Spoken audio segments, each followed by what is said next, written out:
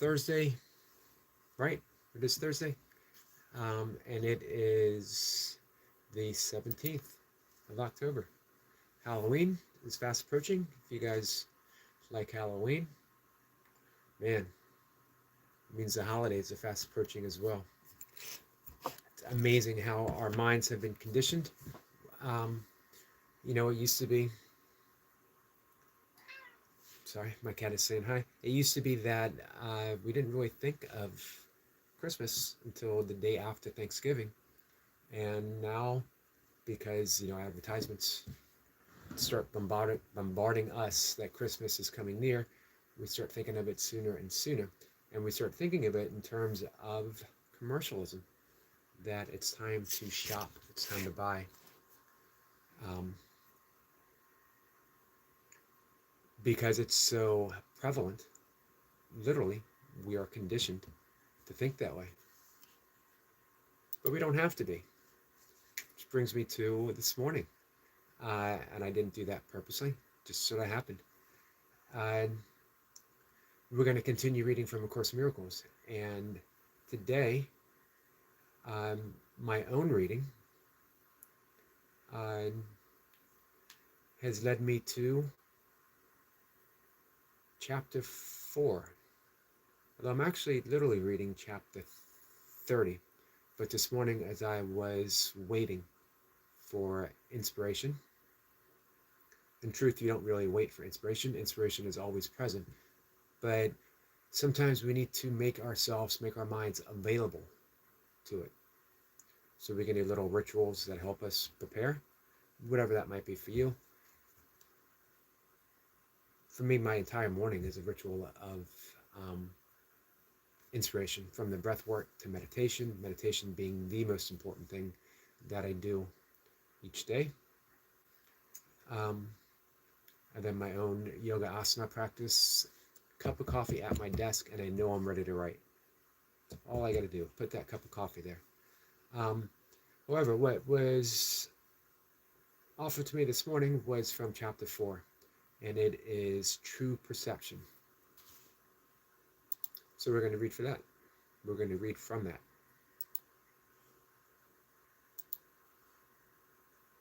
True perception, we could say versus knowledge. I don't often like using that versus, as it means that, let's say, true perception and knowledge. So here it is, true perception. Cactus says, how's it going? It's going pretty well, Cactus. How's everything with you, my friend? So, the world you see is an illusion of a world. Cactus says, good. I'm glad to hear. The world you see is an illusion of the world. God did not create it. For what he creates must be internal as himself. Yet there is nothing in the world you see that will endure forever. Some things will last in time, a little while longer than others. But the time will come when all things visible will have an end. All things visible will have an end. I mentioned this quite a bit. You could take one sentence, a paragraph, from A Course in Miracles, and it contains the essence of the Course itself, which of course then contains the essence of awakening. How do we awaken? True perception. True perception can be experienced and expressed through forgiveness. That forgiveness itself isn't real, it's a tool for us to see what's real. Meaning that we look past the illusion of sin, the illusion of error, the illusion of mistake. Remember when the New Testament was originally translated from Aramaic, the language of Jesus, to Greek, which was the original translation. Sin was translated as mistake. To miss the mark is what sin actually means. Everyone misses the mark.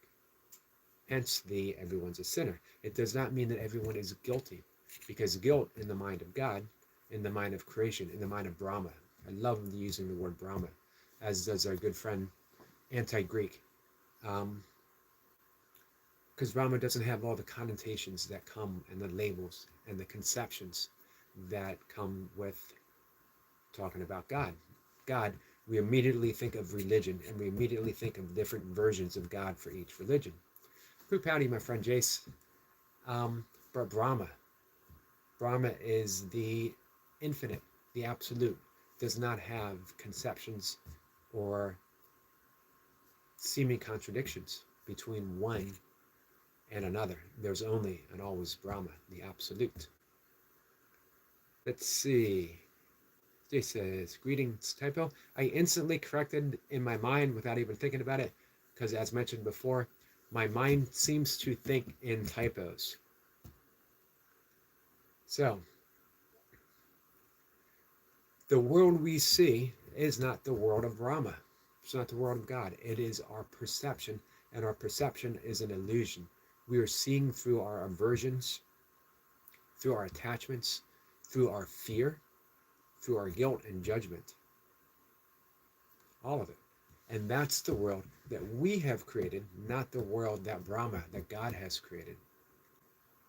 God did not create it, for what he creates must be eternal as himself. Yet there is nothing in the world you see that will endure forever. Some things will last a time longer than others, but a time will come when all things visible will have an end. He says, you knew I typed it wrong? You read my thoughts again? Parallel is good though. It is. So the body's eyes are therefore not the means which the real world can be seen.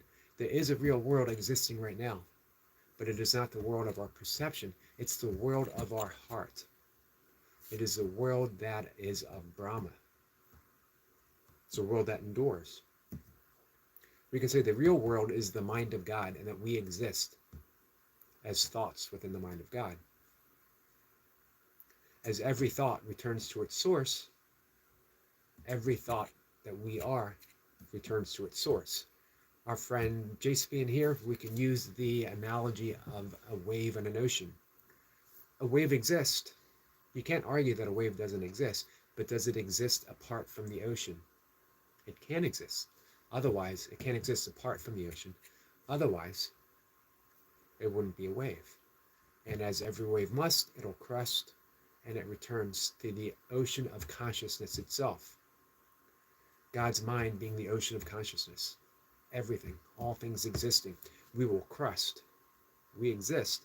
We exist as a wave, but never independent from the source, never independent from Brahma, never independent from God. And we will merge back in. Only to emerge again. Does that mean reincarnation or rebirth? It does not. Although that can certainly occur within the mind of God, within the thought of mind. However, if we perceive it, if it doesn't endure, it is not reality itself.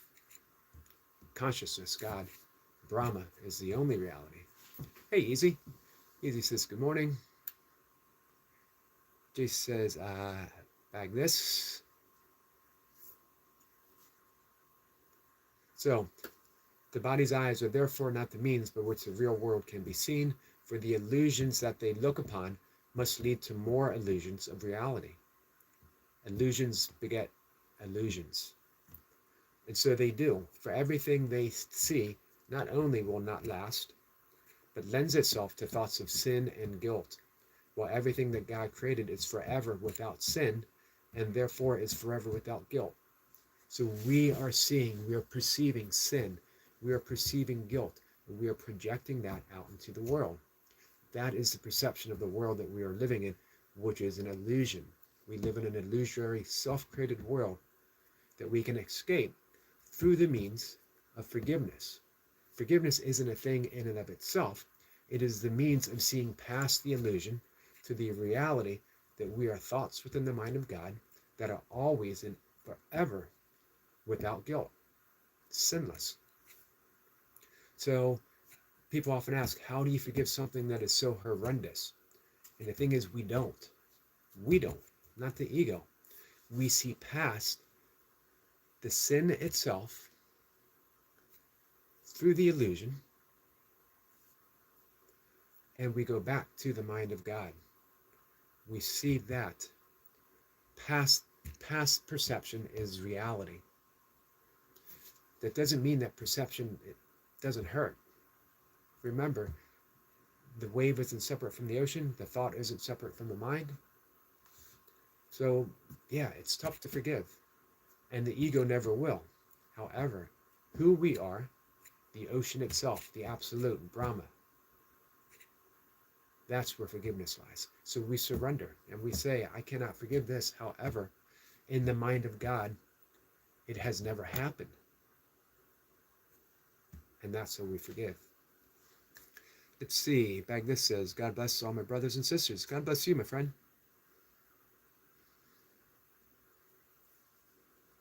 Let's see. Easy says, perception is past reality. Never thought about this concept. It puts us squarely in the present moment. Squarely in the present moment. And we see past perception. Forgiveness, again, is simply seeing past perception. Or it's a willingness to know that what we're witnessing, what we're experiencing, what is happening, or what has happened, is nothing more than a perception, a painful perception, a hurtful perception, a devastating perception, but a perception nonetheless. When we give it up to reality of the moment itself is a reality of love and only love, we are healed. Knowledge is that the remedy for false perception. Knowledge is a remedy for false perception, since being another level, they can never meet. So true knowledge, true perception, is simply unaware of false perception. How can the character in the dream, if we think of the world as illusory, as dreamlike quality, the character in the dream can never awaken. It is the dreamer himself, the dreamer herself, that awakens from the dream and says, it was only a dream. But when I was experiencing it, certainly felt real, certainly felt painful, certainly felt like things were occurring to the dream character.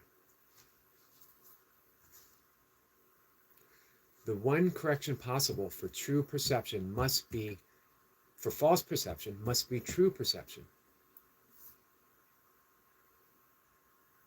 For true perception is a remedy with many names. Forgiveness, salvation, atonement, true perception are all one.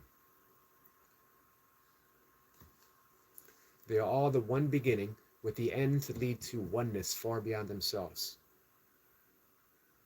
True perception is the means by which the world is saved from sin, for sin does not exist in true perception, and it is that true perception sees.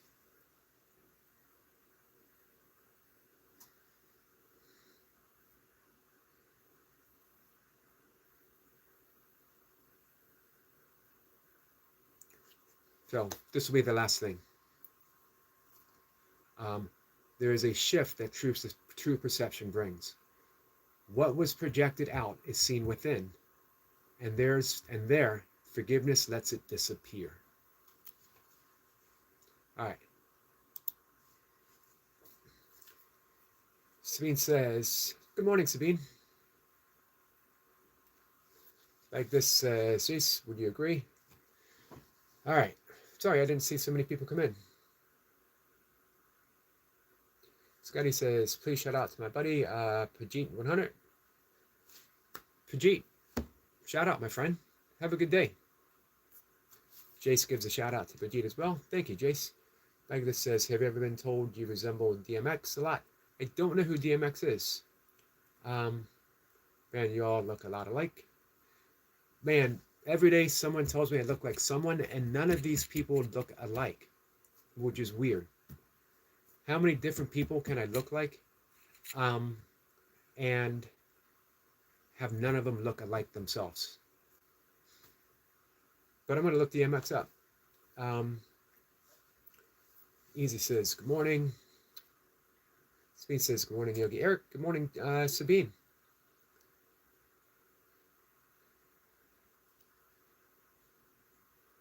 Jay says, Bag, does it have a candy resemblance to Eric. I get you. We could be brothers. Smith says hello to everyone in the chat. Baglis says, God bless all my brothers and sisters. God bless you. Easy says, oops, I read that. I can see how forgiving others can be done in order to find peace, but how do we forgive ourselves? I struggle with this. The same way that we forgive others. Remember the great saying that Ramana Maharshi said when he was asked, how do we treat others? And he said, there are no others. There are no others. There is simply one. So, if the world we see is a world of perception, right? Illusory, doesn't truly exist. The we that we think we are is part of that false perception. So if you look past error, if you look past sin, if you look past hurt, and you see the reality of guiltlessness itself, existing in the mind of God, things can only be guiltless and without sin. And you, who you truly are, exist without sin, guiltless. You look past your own sin, your own error, your own mistakes, and you see the reality of your innocence. And you just keep returning to that and returning to that and returning to that. Would you deny healing for another person? If someone came to you and asked for healing, if someone came and asked for help, would you deny that? If you wouldn't, then why would you deny it to yourself? Runner Boy says, you look like the Buddha. What's up, Runner Boy? Sabine says, Yogi, Erica need advice. Sorry for, oh, that's okay. Sorry for my direct address. Would it be better via email? Because I have to find my words. Email would be perfect, my friend. So please send me an email and I will look for it today. If I have to remember to look, sometimes it comes in spam. T-mail comes in regular mail now, but when it first came to me, it was in spam. Or if you want, I don't know, are you on Facebook? You can always connect with me on Facebook and send me a messenger there. Whatever is easiest for you. Let's see. Jason's waving at Runner Boy. Tandra says, good morning, Yogi. Good morning, Tandra. How are you? Appreciate you guys joining me this morning.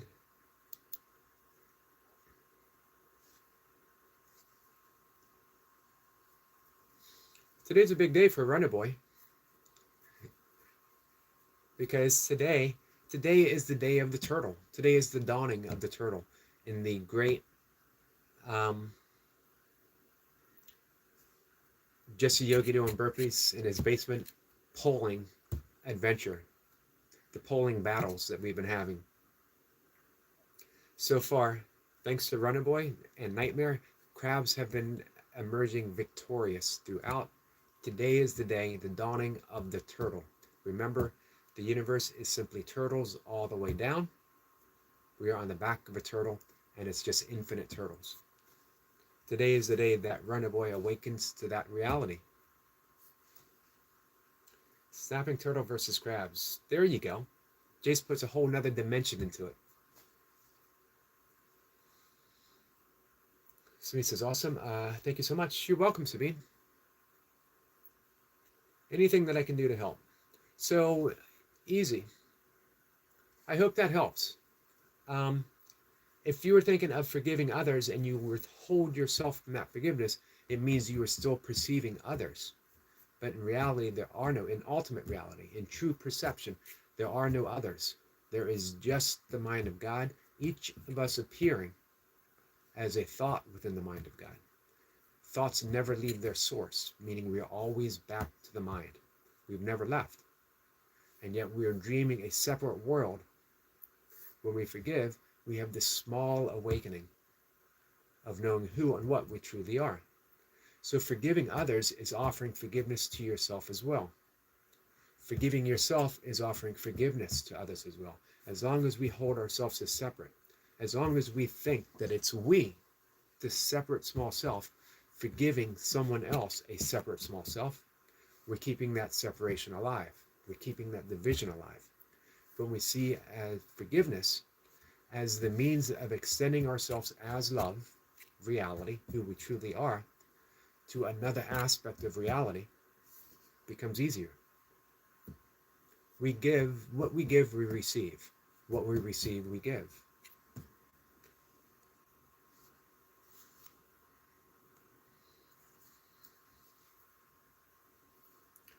Let's see. Easy says, that makes sense. I guess it's harder because you don't see others' timeline of hurting you, but you can see your own. So excusing your own errors towards yourself is tough for me. It is tough. We are our own worst enemy. We don't see our own perceptions because we're caught in them. It's what, Douglas Harding points out in The Head This Way. We don't see our own head. We don't see our own face. We've never seen our own eyes. We've seen photographs, we've seen reflections, we've heard descriptions. But when I look in this direction, I only see pure, unconditional, all-accepting emptiness, which is synonymous with love. So if there's no me existing in this direction, everything's instantly forgiven. There's only forgiveness.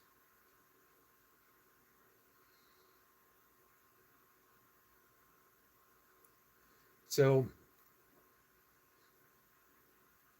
it's always a matter of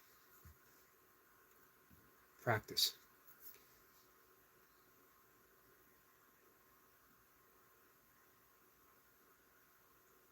Let's see. Easy says, I can give the benefit of doubt to others, but since I know my own thoughts and actions, it's tougher, if that makes sense. It is tougher, but here's the difference. You believing that you know your own thoughts and actions. You're giving them a reality that doesn't exist at all. You are the awareness of your thoughts and actions. You are not your thoughts and action. As soon as you can make that shift, that I am aware of my thoughts and actions. If I am aware of my thoughts and actions, I can't be my thoughts and actions. As soon as you make that little shift, then it gets easier. You see that the small separate self, the ego, is caught in its perception, is caught in yoga, again, it's called the 5 kleshas, the 5 afflictions of the mind. It's often in Buddhism as well. And the 5 afflictions are what we are mirrored in. The 5 afflictions are the things that keep us stuck. Because we are caught up in that, our perceptions, we don't see our way out of it. We think that we are that. Yoga, through practicing the ethical standpoints, through pranayama, breath work, through asanas, the postures, and most importantly, through forgiveness, we begin to see that we are not our thoughts, we are not our actions, we are witness to our thoughts and actions. And it returns us to our original innocence. For me, forgiveness trumps it all. Forgiveness is that means. It circumnavigates, I get to use that word again, it circumnavigates the 8 limbs of yoga. The 8 limbs help prepare us for forgiveness. Forgiveness helps prepare us for the 8 limbs. But it cuts right to the chase. Forgiveness is simply saying that I recognize that who you are is pure unconditional love, caught in the belief in a small separate self. Self-forgiveness is simply saying that I see that who I am is pure unconditional love, pure unconditional awareness, caught in the belief that I am a small separate self consisting of an ego, consisting of mistakes and guilt and sin, and you forgive.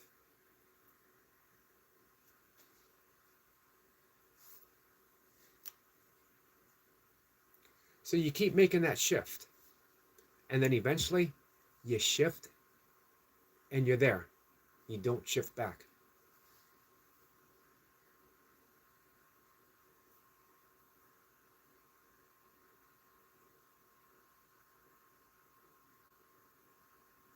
Let's see. Deling says, why God took Enoch before flood? Is this the first ever rapture in human history?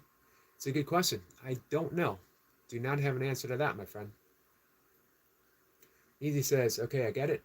We aren't our past selves anymore. But can we forgive them? So we can't forgive them because a person forgiving is different than the version of me that hurt myself in the past. Well, here's the thing. The self that you think you are does not exist.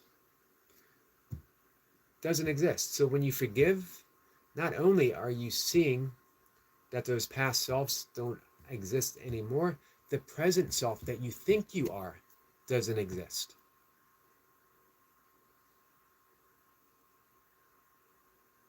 So you're thinking in terms of still being a person. Easy. When you forgive the concept of a person, you see that there is no self. You're only selfing. You're a verb. You're never a noun. As the ocean waves and a tree branches, God selves, selfing.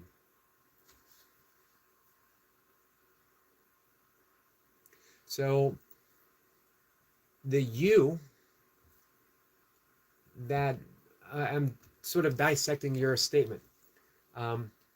We aren't our past selves anymore. The past selves don't even exist and never did, ever. In this moment, can you find a past self outside of a thought? And if you let that thought go, what would be and who would be there?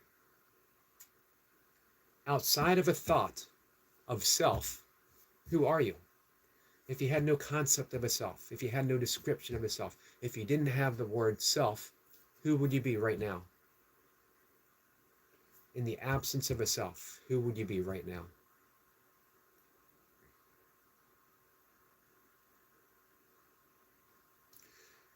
So we can't forgive them because the person forgiving is different from the version of me that hurt myself in the past.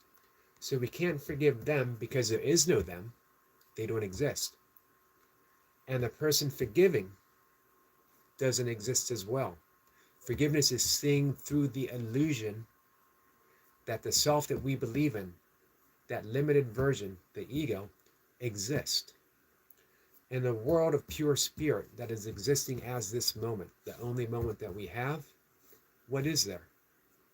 Is there anything to be forgiven in pure unconditional love?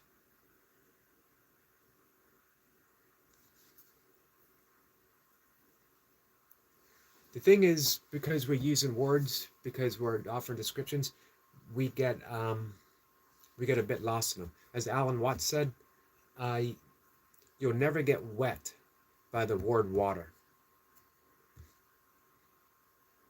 So all the words are just pointers, but they're not the thing itself.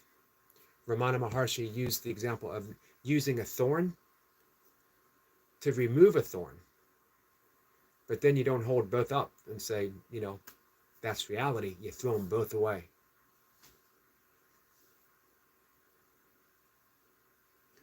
Let's see. Easy says, in the absence of self, what would I be? Gosh, I'm not sure. Spirit, I suppose. Well, here's the thing. Don't suppose. In the absence of a supposition, in the absence of supposing, who would you be? Keep returning to that, and that is what you are. That is the great I am that Nasada Maharishi, sorry, took me a second to get out, describes. Everything stems from that great I am.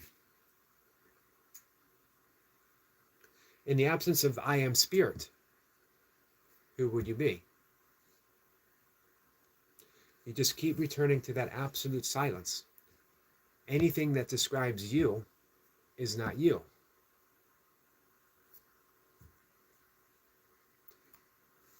Any description of Brahma is not Brahma. The Tao that can be told is not the true Tao. Let's see. Smith says, a soul is a beautiful soul. Absolutely. There's no such thing as an ugly soul. There is no such thing as a guilty soul. There's no such thing as a soul that sins when we look past the illusion of our humanness. But remember, illusion caused by our perception is still the experience of an illusion. The experience of an illusion isn't an actuality, but it's still an experience. If I know, according to quantum physics, that the desk that I'm pounding on right now, gently pounding on, is a collection of particles dancing within a vast infinite emptiness, I don't need to see it as a desk. However, the experience of a desk, when I put my cup of coffee on it and when I bang my toe on it virtually every other morning, is still real, still feels real, but doesn't give it ultimate reality. So forgiveness is simply seeing through the illusion of solidness to the pure unconditional soul, pure unconditional lovingness itself.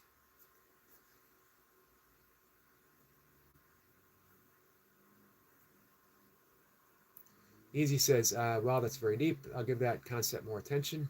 Being the I am is something I need to work on and study more. Here's the great thing, Easy. You are already that. You are already that. You don't need to do a single thing. Relax in who you are and know that everything stems from that. Even your conception of yourself stems from that. And yet who you already are right now is simply there, expressing whatever it is that is expressed right now. You don't have to do a single thing. You just relax in the true perception of who you are. Sphinx says that is what we are in a higher dimension. Here's the amazing thing though. There is no lower dimension. There is no higher dimension.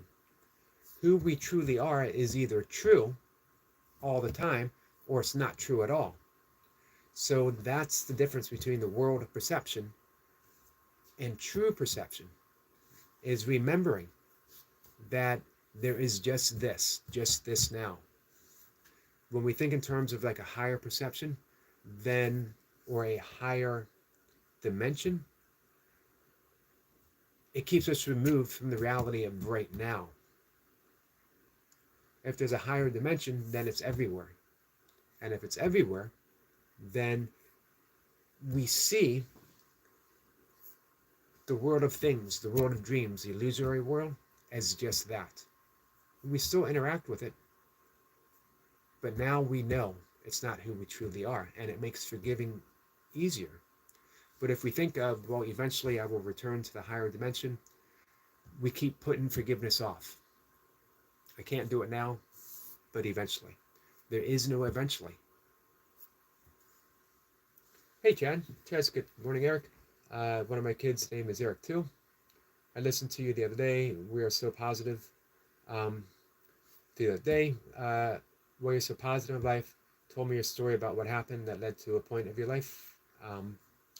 When you hit rock bottom, there's a way you turn your life around, alcohol, divorce, etc. Well, you know what?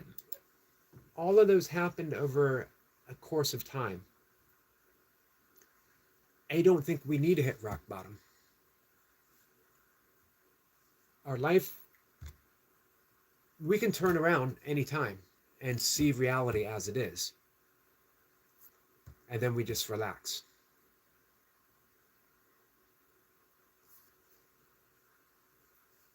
Easy says, clearly my ego is still trying very much, attached to my sense of being.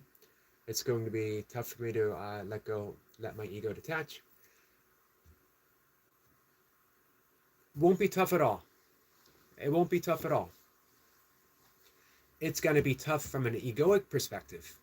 Whenever you think this is going to be tough, this is going to be hard, it's the ego saying, I'm not going to do it.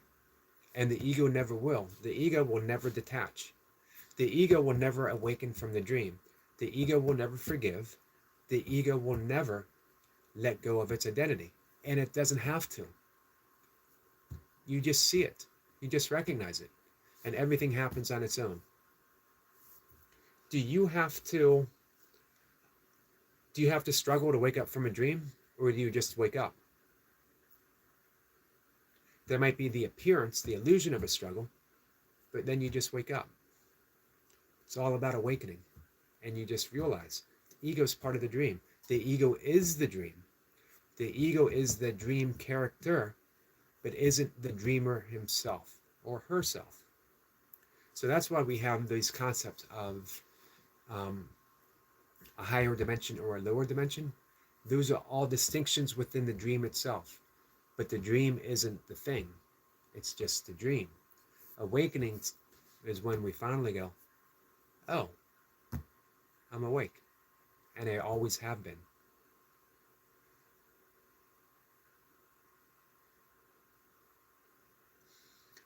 Let's see. Chad says, I feel the reason why I hate life right now is because I didn't hit rock bottom. You don't need to hit rock bottom. Rock bottom is already present as our belief that we are small, limited selves. So sometimes we need that illusion of a small, limited self to hit rock bottom in order for us to awaken. But we don't always need it. If you realize that all those thoughts of what you think you are, including hitting rock bottom, or that there actually is a rock bottom, if you just let that go, if you just relax who you are presently, that's awakening. Smee says, but Yogi Eric, it is not that we are living souls in this dimension that is already higher. Is it not that we are living souls in this dimension that is already higher?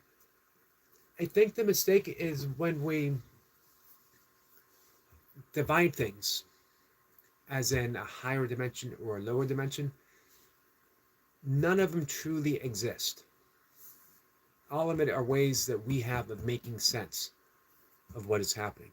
As long as we think that there is a higher dimension, that there is a soul separate and outside, then it makes it harder to wake up from where we are right now.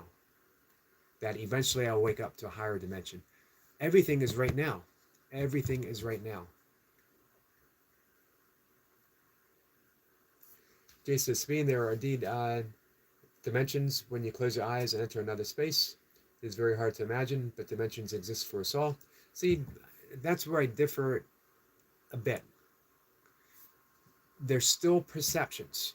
Perception of dimension, perception of this, perception of that. When all perceptions are let go of, when all dimensions are let go of, we see those are distinctions that really can't exist in all-encompassing, unconditional wholeness, emptiness, oneness, unconditional love. We can say there's distinction of love. I love my dog differently than I love my wife. I'm not going to say which one I love better. We can say there's distinctions in how I love my kid towards how I love my wife. There's distinctions in how I love football and how I love baseball. But that's not love. That's just a thought of distinction. Some thoughts are very real and powerful that we get caught up in it. We have the thought that we are an ego, and so we have a world of egoic perception that have all this other stuff. If we simply let go of all distinctions, we see there's just truly only one thing, which is unconditional love.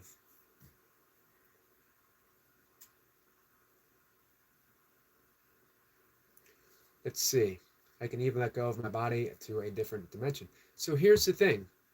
Who is the I that can let go of the body?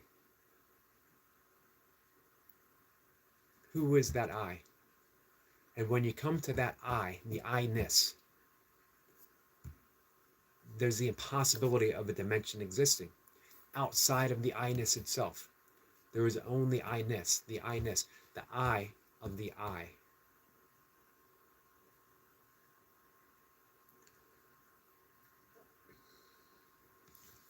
Everything else is an illusion. Dimensions, quantum physics, all of it is an illusion. I always love the beginning of the Course in Miracles. Only love is real.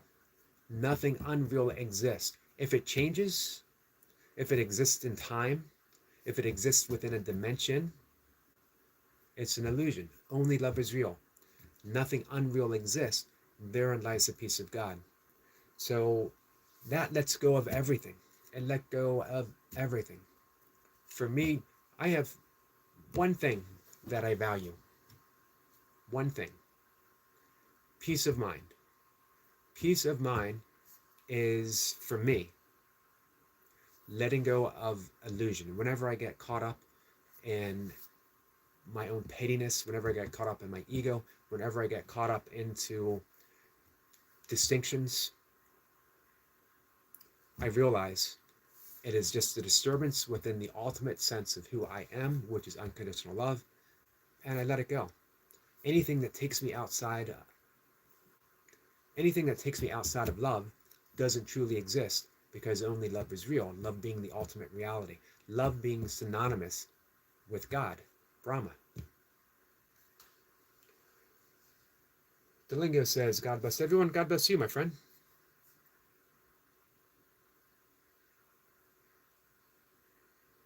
This says, I did in the middle of surgery.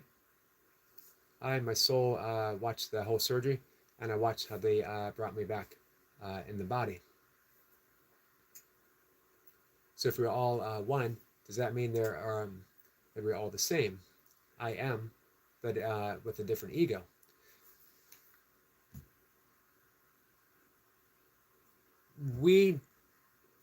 Everything that occurs within a dream, when we are dreaming, right, occurs within the mind, but it's never separate from the mind itself, right?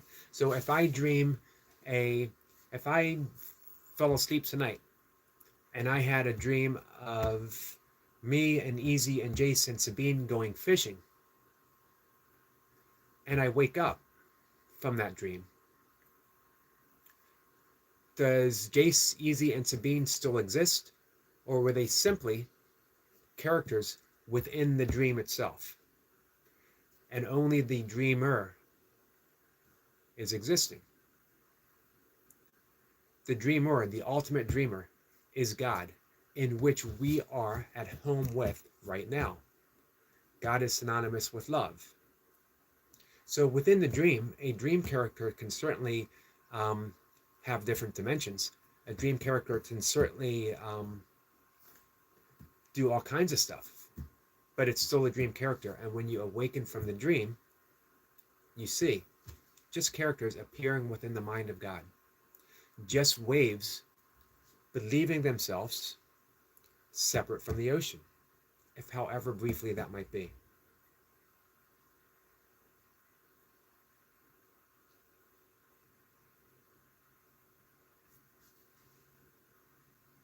Delinga says, I believe in God, but afraid of dying. But if you see through the illusion of death itself, only the dream character can die. Only who we believe we are can die. Only who we perceive ourselves can die. Only who we believe ourselves to be can have an experience of body and out of body. But it's still all occurring within that dream. If we think of it as there's the mind of God and thoughts, that we're all thoughts right now within the mind of God, and thoughts never leave their source. But when we awaken, we see it all playing out. You see, Sabine, we keep coming back to, I'm not saying that you are nuts, and I'm not saying that you can't do it, but who all of that the I that we think we are, the ego, is still a character within the dream. By ego, I don't mean that egoic sense of, um, puffing themselves up. The ego is simply the perception of who we are, but it's not who we are. So again, the dream character, all it takes is that instant shift, and we see the illusory nature. If it's occurring in the dream, it is still the dream.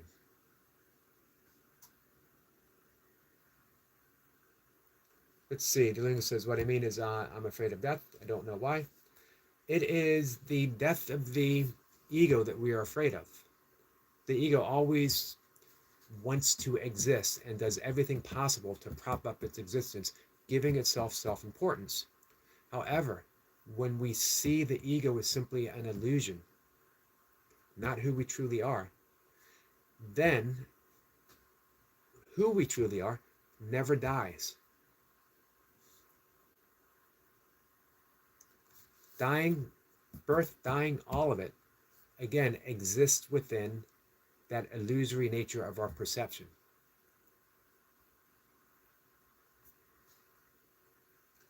Let's see. Speen says, Delego, please don't be afraid of death. There's no need to. This is what the 5 afflictions of the mind, one of the afflictions is fear of death. But it's only the ego, it's only the belief of who we are, not who we truly are, that can die, that was ever born.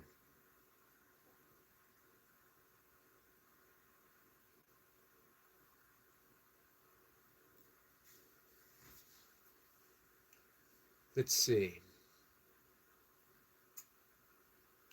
Jay says, Sabine, I feel your energy. That's love.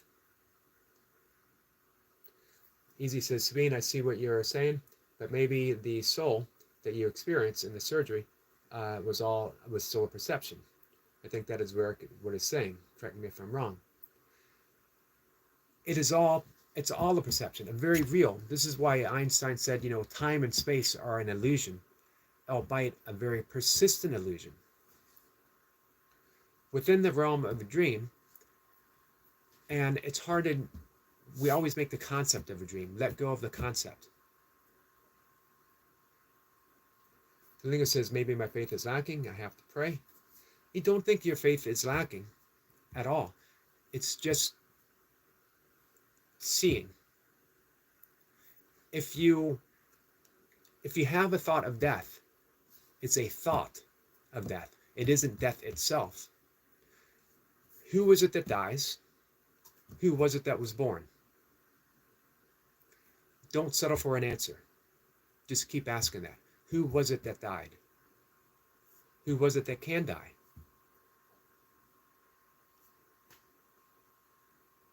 Jay says, easy, this is where interpretation comes from. Let's see. Chad says, anyone here ever was doing something, like waking in a certain spot and realize, example, had a dream about the scenery, time of day, person you never met, and realized you had a dream about it? Yep.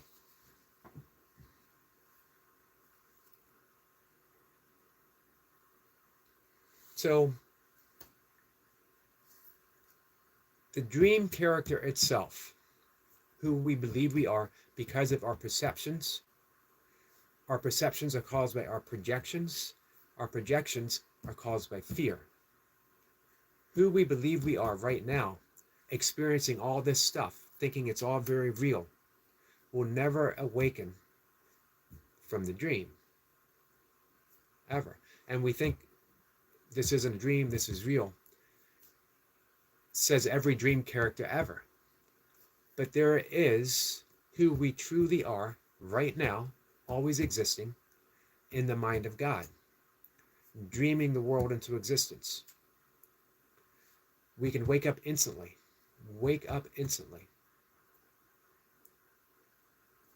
Simply with that shift from perception, from projection, to absolute love. How we do that? We just keep overlooking. We don't give things the reality they don't deserve. We just keep looking past illusion to reality. experience itself. This is why when um, in meditation, all things can happen in meditation. We can experience all kinds of different gifts: the gift of altered perception, the gift of um, ESP, the gift of interdimensional traveling. But this is why the Buddha and Buddhist masters and yogis all say let go of them, because they are not the thing itself. They're just experiences, different experiences. We can call them a higher perspective of experience, but an experience is never the thing itself. Experience is never the thing itself.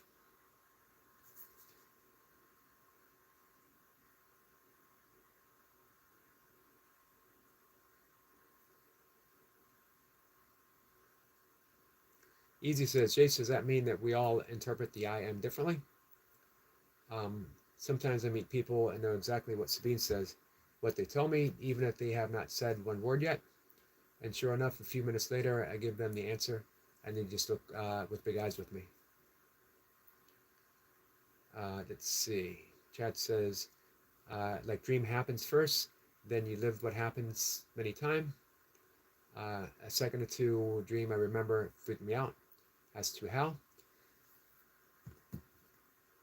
None of that is important. All of it seems important. What is important is the present moment existing as pure unconditional love. That's it. Everything else, we lend it a sense of importance. We lend it a sense of urgency, that because we are experiencing it, or we think we are experiencing it, or we feel that we are experiencing it, that it is of the utmost importance. But that which is experiencing all that is simply the ego. Neither good nor bad, just the ego. When we release that, when we see that the ego is simply a character occurring within the infinite dream of love, the infinite dream of unconditional, pure awareness itself.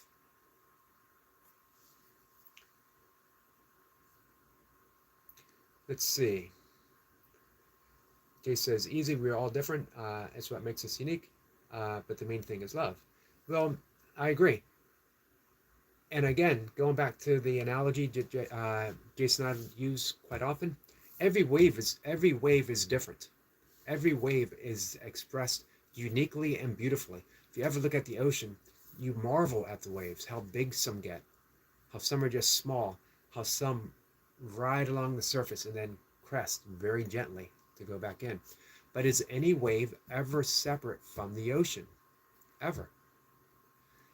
If we use that analogy, we can see that within our existence as a wave, all kinds of wonderful things are possible.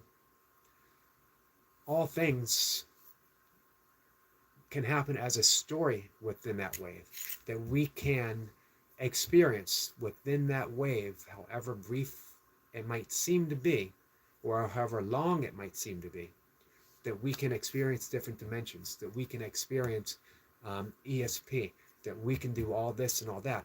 And yet, the wave itself is never ever separate from the ocean, and eventually falls back into the ocean. So here's the secret of the wave. Here's what awakening is. Never forget, no matter what is happening, no matter how cool it is, no matter how wonderful it is, no matter how special it might be, you are never not the ocean itself. You are never not the ocean itself. And when you see that, everything becomes easier, because you know, well, this is a cool experience. However, it is just an experience of the wave. It is not the ocean itself, or it is not separate, apart from the ocean itself. So, one wave being higher, one wave being lower, is the appearance of two different dimensions. However, it is just an expression of the ocean. The ocean is pure unconditional love. The ocean is I am. The ocean is Brahma, the absolute, God, love. The ocean can do all kinds of wonderful things, all kinds of waves. It can storm, it can be calm, it can hold deep things at its bottom, deep secrets at its bottom, but it is never not the ocean. So enjoy all those possibilities. Enjoy interdimensional travel. Enjoy different dimensions. Enjoy all kinds of wonderful things, but never forget it is just a story of a wave, and eventually we merge back into the ocean. The ocean, remember I'm using words, returning back into the ocean. Just a description, because we are already the ocean. We can only be the ocean. If we keep coming back to the ocean being present, reality, unconditional love.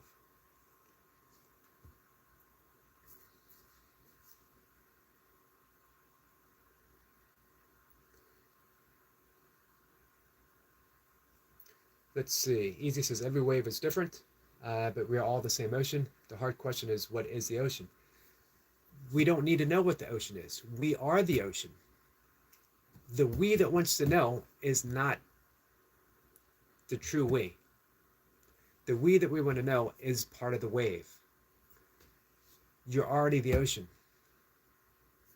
Nothing more, nothing less. They can't be anything more. They can't be nothing less. Ocean is pure consciousness itself.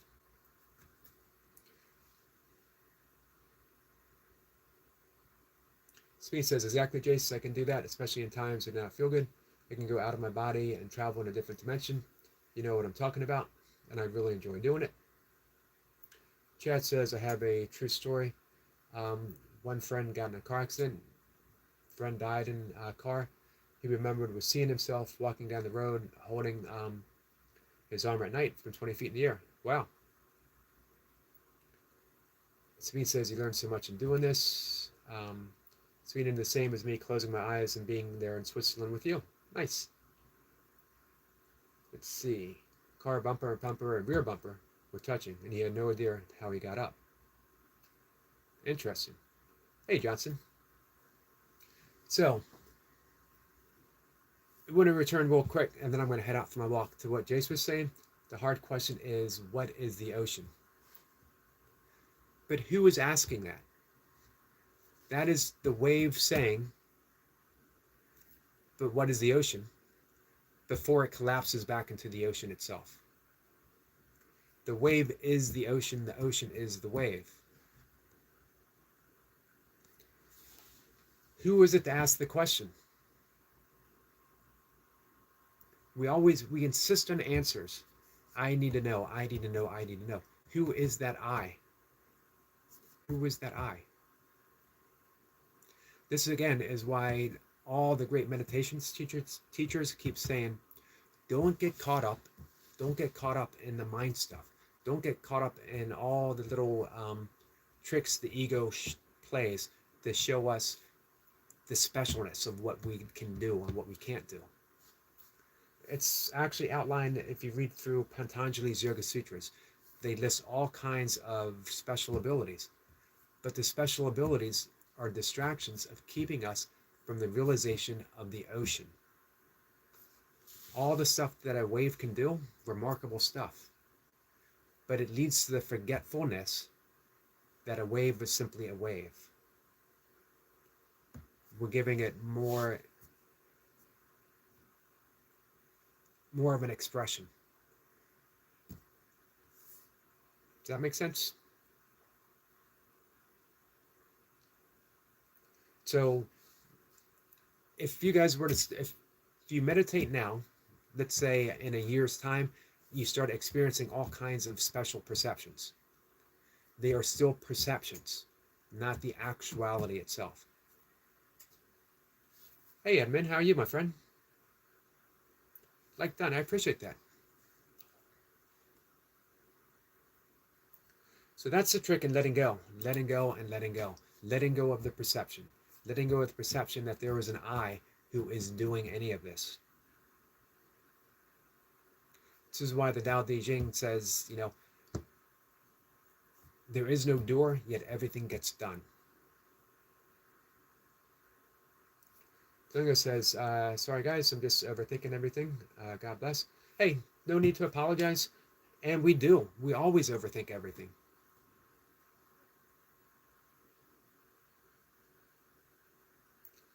Let's see. Easy says, that's so hard for me. I get caught up with those uh, existential questions. I'll work on that. Enjoy the walk, and good morning to everyone in the chat. Easy. Don't make it too hard on yourself. Just keep relaxing. Relaxing is returning to that I am. Everything stems from I am.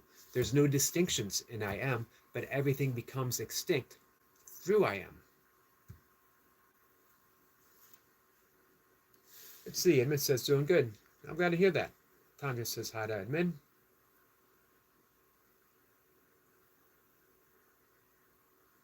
Tanya's been listening. I appreciate that. All right. So, let's see. Libya says, like, done. Well, thank you. I appreciate that.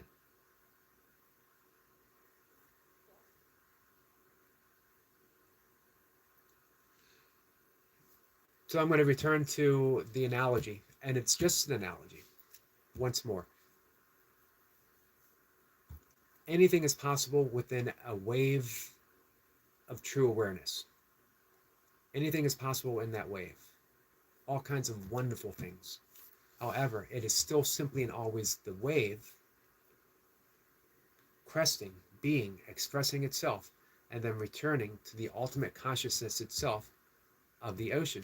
Nothing exists apart from the ocean, which is pure awareness, pure unconditional love. So when we get caught up into the really cool stuff, it gives the wave a sense of specialness, gives the wave a sense of I amness that doesn't truly exist apart from the wave. So when you see through the illusion of the wave being, no matter what happens, as the wave being different from the ocean itself, that's when that's what leads to suffering. That's what leads to not being at peace, because we cling to an experience and then we wonder, why isn't it like this all the time? When in fact, in the ocean itself, it is like this all the time. So we release our identity as a wave. Doesn't mean that the wave still isn't doing stuff. It means that we realize that it's just an expression, a temporary expression. We relax. And when we relax, we see ourselves as that unconditional, all-loving isness of the ocean itself, which is much, much, much more loving, more joyful than all the little tiny joys, all the fun stuff that we experience as a wave. Jay says, hey, thank you, Ram J. Thank you everyone for coming in. Appreciate that. Jay says, have a great day and have a great live. Thank you. It's me, Benov says, like done, much appreciated. Speen says, thank you. You're welcome, my friend. I would look for your email. All right, I'm gonna walk. Short one. Then I'm gonna come back, do my workout. I'll see you guys later. We can continue the conversation, or talk about other stuff. Tanya says, thanks, Yogi. That was a long one. It was. Haunted Warrior says, like done. Much appreciated. You guys are awesome. Jay says, thank you. You do as well. All right, guys. I'm heading out. Thank you, my friends. Dingo says, God bless everyone. God bless you, my friend. Thank you for coming in and hanging out with us. Thank you for sharing your story.